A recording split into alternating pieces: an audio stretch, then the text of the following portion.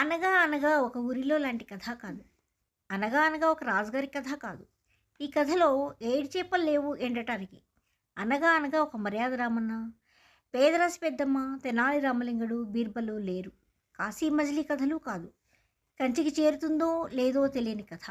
చిన్న చిట్టడిలో ఓ చెట్టుపై ఉన్న గోరింకతో అందమైన చిలుకమ్మ చేరి జతకట్టింది. అందమైన వారి సహజీవనంలో ఓ చిట్టి చిలుకమ్మ, ఒక చిన్ని గోరింక వచ్చి చేరాయి.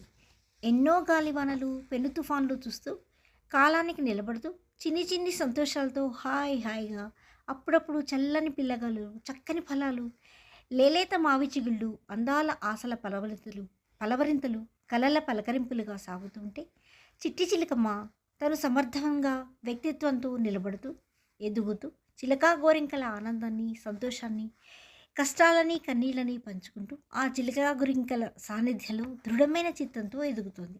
అప్పుడే రెక్కలు విదిల్చుకుంటూ బుడిబుడి అడుగుల ఆ చిన్నారి గోరింక ఇంకా రెక్కలు రాలేదు. ఆకాశ వీధిలో విహరించాలని, ఆశల పల్లకిలో ఊరేగాలని కోరికతో దినదినం ఎదురుచూపులతో ఎదుగుతోంది. ఇంతలో ఆ చిన్ని సంతోషాల తోటలోకి ఒక పిచ్చుక వచ్చి చేరింది. ఆ చిట్టి చిలకమ్మ నేస్తానికి.